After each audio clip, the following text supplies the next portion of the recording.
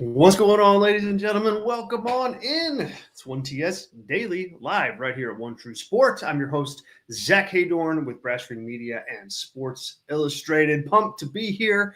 It's Friday, November 22nd, 2024, and we've got a pay-per-view to preview on the AEW side of the house. It is Full Gear Day here at 1TS Daily. We will spend the majority of the show today talking about Full Gear and talking about AEW and talking about whether or not we're going to actually order this pay-per-view.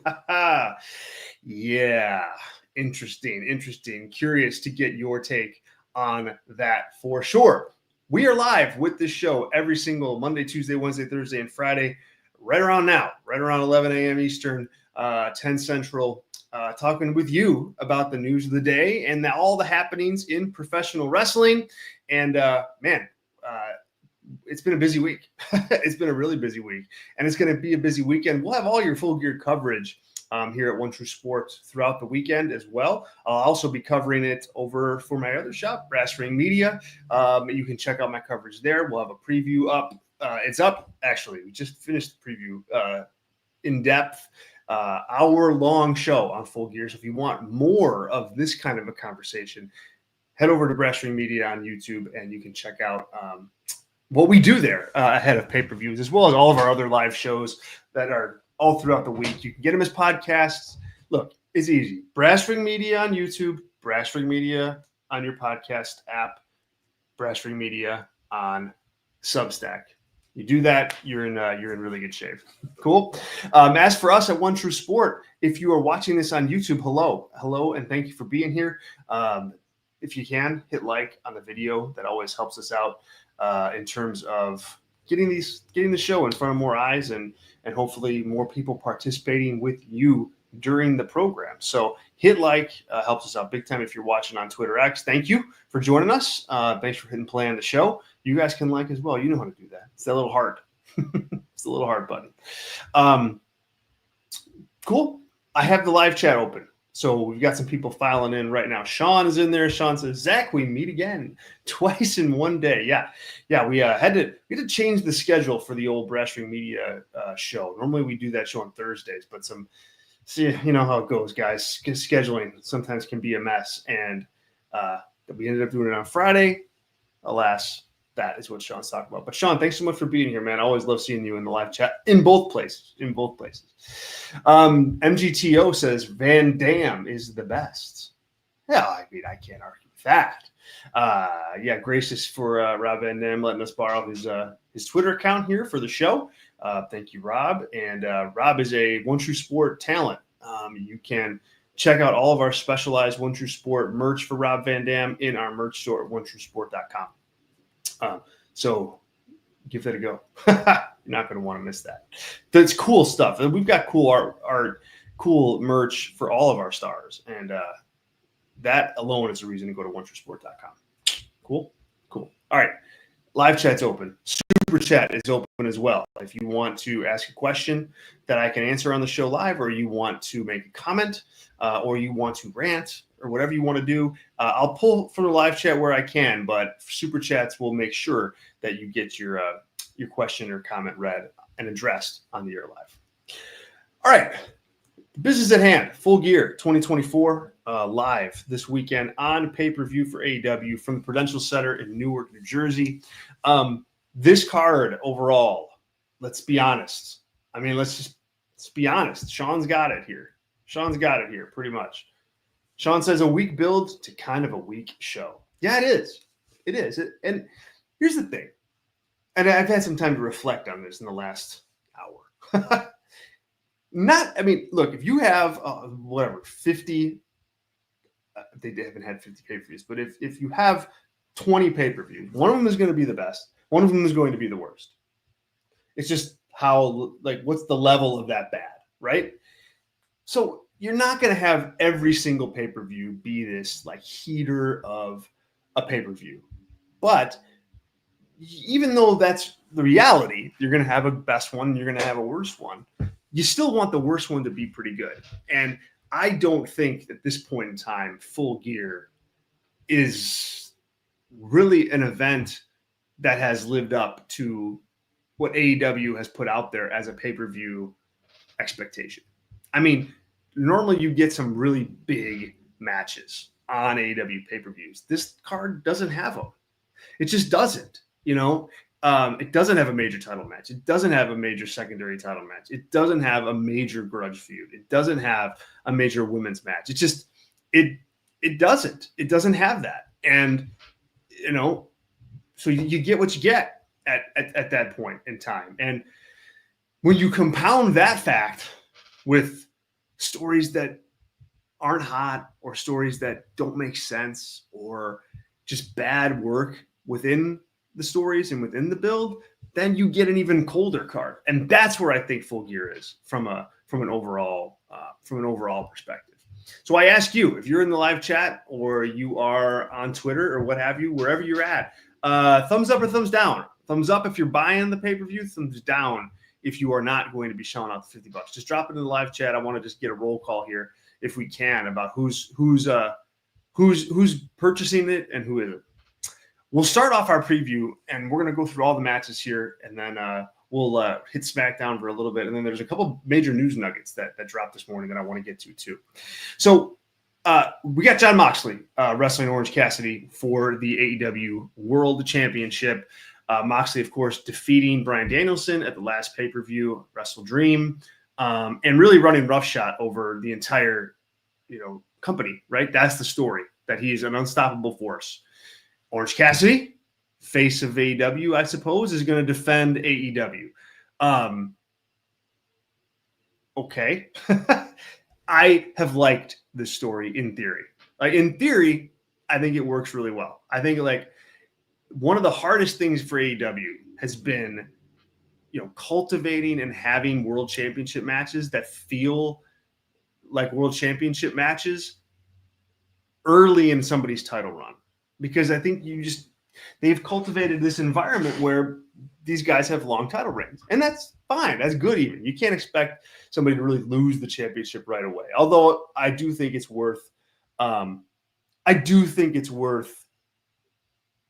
noting that, you can you could change it up. I mean, nothing says that you have to have long title reigns. And this would be the reason to put it out there that you will have short title reigns so that people buy into, all of your title matches. But the bottom line is Jon Moxley's not losing the title here. He's too central to the company. His storyline is central to the company.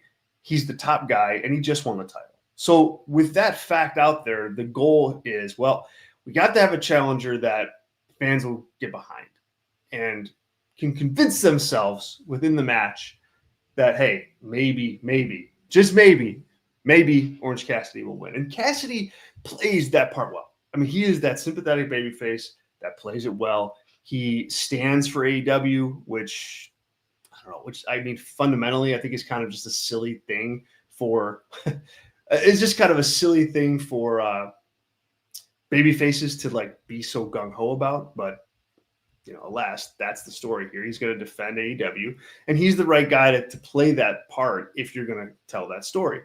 Mox is Mox. Mox the dominant champion. So it works to that end. But the pieces of this are what didn't work. And we've got some chatter about this in the live chat. Sean graciously put forth a super chat. And I thank you, Sean. Sean says they shouldn't have had Yuta destroying Cassidy either. Yeah, exactly. This is one of those minute details where you're trying to present Orange Cassidy as a star, as a world title challenger, and yet he's getting just destroyed by Wheeler Yuta. Wheeler Yuta. What are we doing? I mean, come on. This match needed to be about Orange Cassidy. It needed to be about Orange Cassidy flexing his muscle, showing how good he is, showing that he deserves a title shot, using that match and his dominance in it to tell the fans, hey, look, Cassidy might be able to get this done against Moxley. Instead, you just have Wheeler Yuta, a low card guy, beating up Orange Cassidy, and then Orange Cassidy getting beat up by John Moxley. What is there to get behind here if you're a fan of his? And then on top of that, he tells his friends, "Hey, don't come out." Well, it's like, that's dumb. That's not a smart move. You're not a smart babyface if that's what you're doing. That's not, no. So this is what I mean. Feud, fine. I thought they landed in the right place because Moxley was getting some boos, Orange Cassidy was getting cheered. That's the dynamic that you want. But it's all just tempered. It's all just 3-4 notches lower on the volume scale of what you ordinarily would want this to be. Now, I'm worried about this match for a couple different reasons. Really, one main reason. There are 10 matches on this show. They're collectively, if you take into account 0 Hour. And my guess is we see more matches added to 0 Hour between now when we're recording this and when the show actually happens tomorrow night. If the audience is too tired for this match, it's not going to work. The key to this match is the audience rallying Orange Cassidy. And if they don't rally, if they don't play along, if Mox and Cassidy can't capture them, you're in trouble. You are in trouble from the perspective of trying to have a good reaction to your match. And I really think it falls flat if they don't hook the audience. So it's gonna be really interesting to see what they do in order to get that out of it. I am taking Jon Moxley here, of course. That's my pick. I think that's everybody's pick, and it's the right one. All right, Jack Perry against Daniel Garcia for the TNT Championship. Is Jack Perry still tied up? I asked this on our Breastfeed Media show this morning. Is he still tied up and captured by Daniel Garcia? I don't know, guys. That was such a bad segment on Dynamite, but I do think that now is the time for Danny Garcia, like for better or worse. You'd rather have it be a scenario where audience is just piping hot and the feud is at a boiling point so that Danny Garcia can win the big one and win the TNT title. This isn't that. This is far from that, actually. But Danny Garcia cannot lose here. I mean, he cannot lose here. They've invested in him financially, and they've put out there that he's a babyface on quest for a title. They've got to put the title on Garcia. If they don't, he's lost. He's in trouble. He's in big trouble. Sean asked here, Garcia wins, but where does he go after? Well, that's the question. And where does Jack Perry go after? That's another good question. Nowhere good for him. I mean, Garcia, I think, could work any mid-level heel. Like Kyle Fletcher, I think he could work with. Trying to think who else. Obviously anybody in the Don Callis family. So Brian Cage, Lance Archer, any like heel that's tier 2 or below. I think he could work with. Maybe Christian Cage at some point, like Chris Jericho again, perhaps. I mean, I don't know that I'm not advocating for any of these, but I think like that's the level at which you'll see Danny Garcia. So I'm picking Garcia in that match. I think this match is like a sneaky good match. I think this could be a sneaky good match on the show from the perspective of just in ring. I think it could be pretty good. You got two young guys going at it that have a lot to prove. So it seems to me that it's a pretty ripe environment for them to have a pretty good match. Mercedes Monet against Chris Statlander in the TBS Championship, with the TBS Championship on the line. If anybody really cares, do people care about this? Does this make you feel anything? I can't believe where we're at with Mercedes Monet. I mean, if you could draw up a scenario of like what the worst integration for her would be, this would be the one that you draw. Where she comes in as a babyface and it totally fizzles. She wins a secondary championship that nobody really cares all that much about. She turns heel because her babyface run is rejected. And then now she has to resort to bashing sports teams in order to get some heat. I mean, that's not good. That's not good at all. Then on the babyface side, you have Chris Statlander, who's a babyface, but not really. They spent a year trying to make her into a heel. And they finally got to a good place with that, or like a semi-decent place with that, and now they flip her back. Now, quickly on Camille. What? I don't know. We talked about this on the Brasherie Media show this morning, too. What happened there? Who did she upset backstage? She got heat with Mercedes, Tony Khan, Jennifer Pepper. I don't know. But the bottom line is, her presentation is beyond atrocious. Like, going from an actual legit heavy for Mercedes Monet to like a total laughingstock, like court jester for her. It's something else. And it's unbecoming. Like, even as a heel for Mercedes Monet, like, it doesn't make you feel anything positive for Camille. It just makes you just go, ugh, I don't like this. It's bad. It's bad. It's really bad. It's taken away from the build of this match. Look, Mercedes Monet is going to win this match. That's my prediction. And I actually think the match has a chance to be pretty good because both Mercedes and Statlander are good in the ring. There's no question about that. But goodness, the build here has been so off and off-putting. Mercedes, though, mark it down. All right, the tag team titles are on the line in a fatal four-way match. We got Private Party defending against the Outrunners, Kings of the Black Throne, the Acclaimed, all at the same time. Look, Private Party is going to win here. I think the only other team that you could possibly convince me are going to win here is the Outrunners. But here's the deal. They're like an up-and-coming tag team. They're a tag team that I could see, in 6 months, if everything goes right, you can build a tag team division around them. I mean, they are gaining organic momentum, right? And that's good. But you can't, if you're going to go with them as like the top team and you're going to put them over, it's got to be in a singles or like a team versus team regular one-on-one match. It can't be a multiple person match. That doesn't scream like meaningful win to me. That screams like, we don't know what to do. And so, okay, we'll just do this. Like, you just don't get that definitive oomph when you put somebody over, like in a title match. You don't get the same oomph in a multiple person match that you do in that one-on-one environment. So you save the Outrunners. You save it for that. So I'm taking Private Party here. And, this is the car crash match of the night. I mean, that's what this is. This is the, big spots, fast pace, nobody tags. Like, this is that. But I'm going Private Party.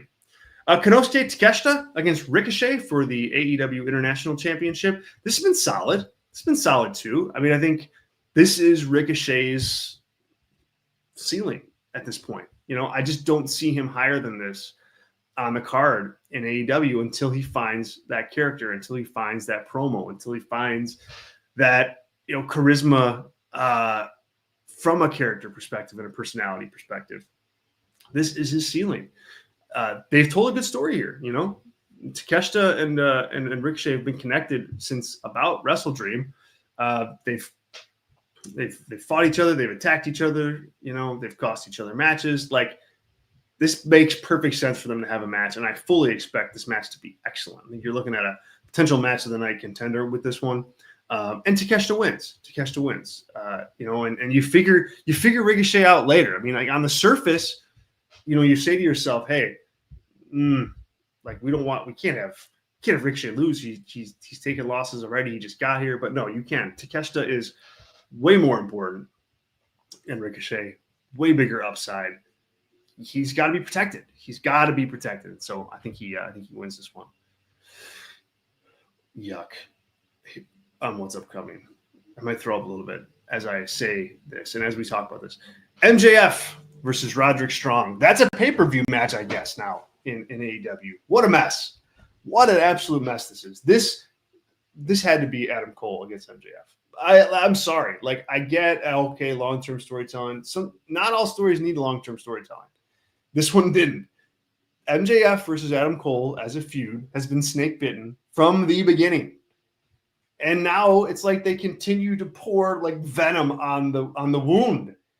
It's over. It's over. They don't work. It's just, there's not a lot of anything between them. This match, if you're going to do an MJF versus Adam Cole feud, it should be right now. You don't have 5 more weeks left to build or 4 weeks left to build or whatever it is. You don't have that. You don't. So this should be happening now. The fact that Roderick Strong is getting this match over Adam Cole,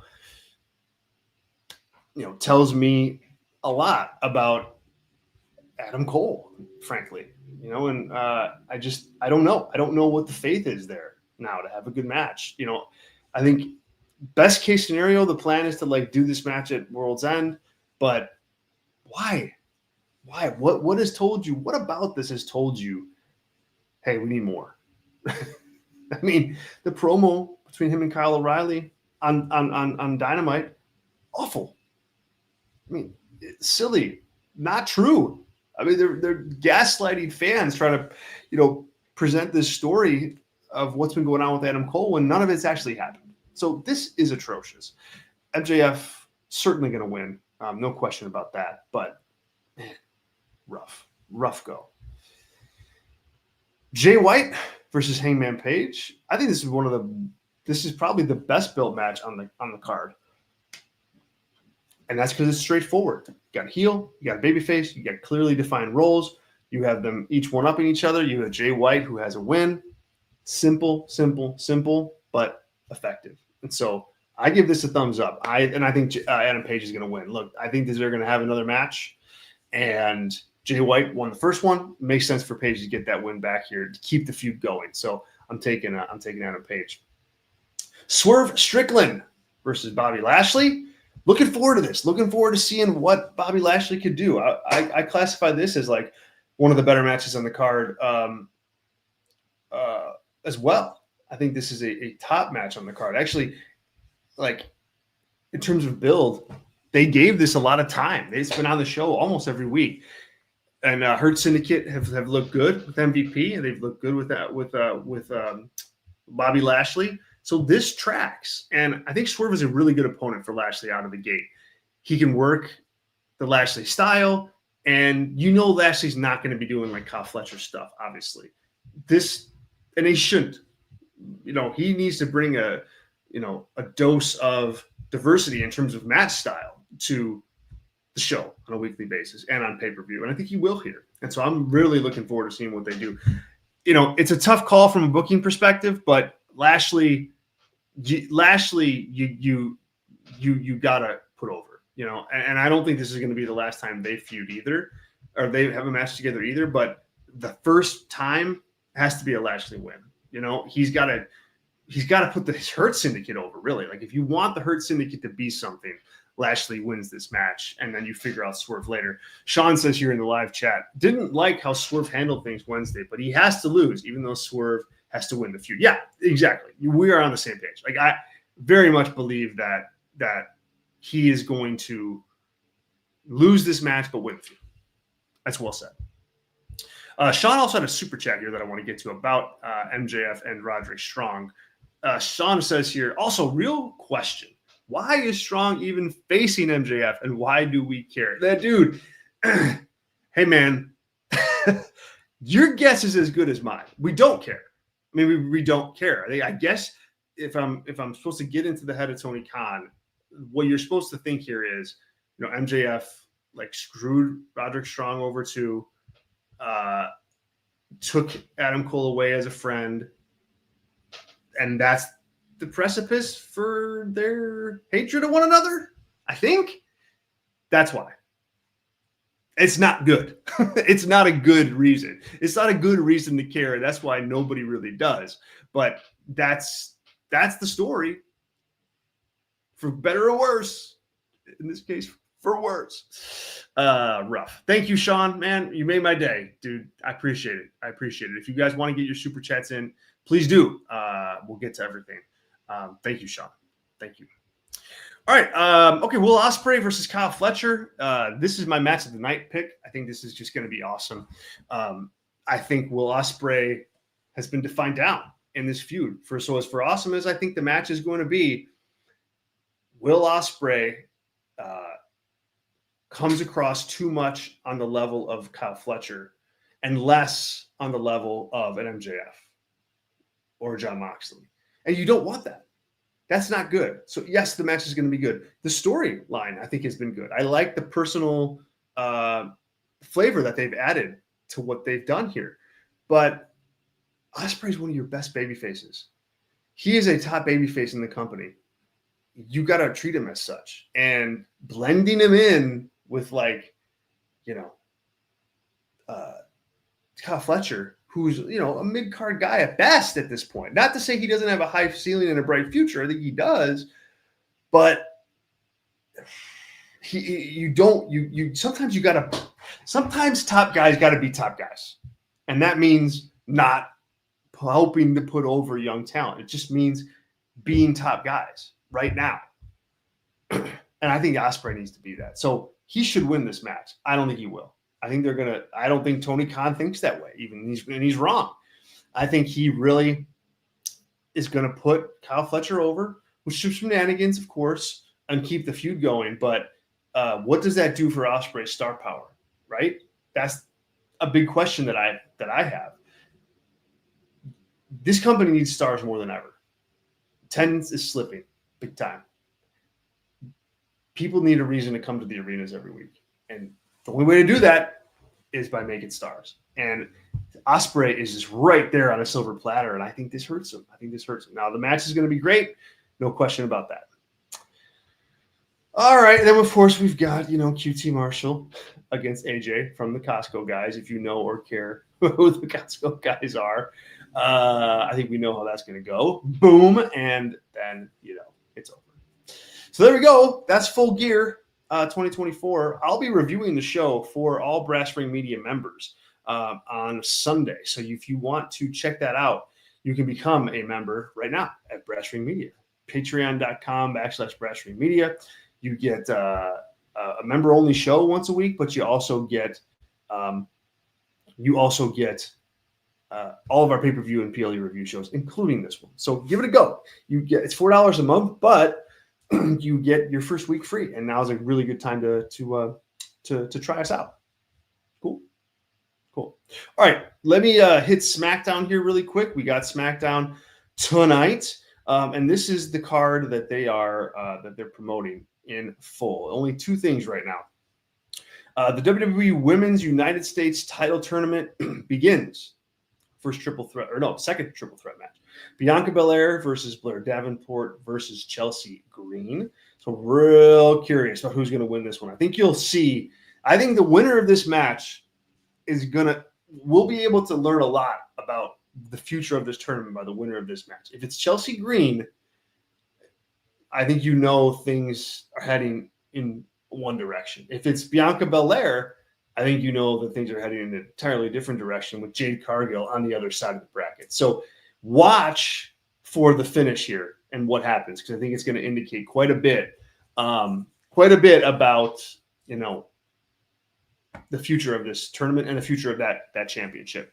The other thing we've got is Cody Rhodes and Kevin Owens are going to go face to face. Obviously, Kevin Owens took out Randy Orton with that pile driver last week. Cody there to defend the honor of Randy Orton. My guess is we see a match booked between these two at Survivor Series. Seems to me that that's a logical direction to go. So look forward to that. That's all they got. Let me check Twitter here, see if I'm missing anything or that they just added before we went on the air. So we're not we don't want to be incomplete, right? We don't want to be incomplete. So let me go WWE. Here we go. There we go. I'm on Twitter. I wish Blue Sky, WWE would get it together with Blue Sky, but they're not there. So no. Okay, that's it. Yeah, that's all they got booked for right now. So obviously a lot more to add. I'm sure some stuff will be announced throughout the day. Sports Illustrated will have you covered. So keep it locked there for more. All right, and then some final news and nuggets for you as we head off into the weekend. The WWE Network is officially shutting down ahead of the move to Netflix. So internationally, folks have still had access to the WWE Network. Just not in the United States, because all that stuff is on Peacock. But Netflix is going to pick up all international stuff regarding WWE, including the library and PLEs, starting in January. And so the WWE Network is shutting down. The press release reads as follows. On January 1st, 2025, WWE Network will no longer be available in your area. After January 1, Netflix will be the new exclusive home of WWE. Netflix will bring WWE's electrifying content all to one place, including weekly shows like Monday Night Raw, SmackDown, NXT, and premium live events such as WrestleMania, Royal Rumble, and SummerSlam. And then it also says here, I think this is interesting. It says many of WWE's top moments, along with historic PLEs and select programming, will be available on Netflix beginning January 1. So this doesn't scream to me that like the entire library is moving over to Netflix. Like that they're not gonna necessarily have everything up there. Is it interesting? I don't know. I think so. I don't know. I like the WWE Network and I like Peacock because everything is there. And so hopefully they get to that point. It'd be silly not to. But it doesn't look like that's going to be the thing for Gen 1. There you go. Guys, there we go. We'll wrap there for the week. Have a wonderful weekend. Enjoy Full Gear if you're going to order it. Hopefully I want to be fair in terms of the analysis of the event. But if you do order it, I hope you can kick back and have a couple beers or a couple waters or whatever you like to do while you're watching TV and enjoy the show either way. And you can follow me on social media at Zack_Heydorn on Twitter. Zack Heydorn, just my name, at Blue Sky. I've been spending a lot of time over on Blue Sky. Pretty cool. All like the whole wrestling community, like migrated over there. So if you were wondering whether or not you should, give it a go. Like it's pretty fun. I'll be there and also covering it for Brass Ring Media. So once again, Brass Ring Media, search YouTube and subscribe. Find us on your favorite podcast app and subscribe. And head over to Substack for our newsletter. And all of our written work is there too. You can subscribe there as well. Cool? Awesome. Guys, once again, have a wonderful, wonderful rest of your Friday. Have a nice weekend. And we will talk to you all on Monday. See ya.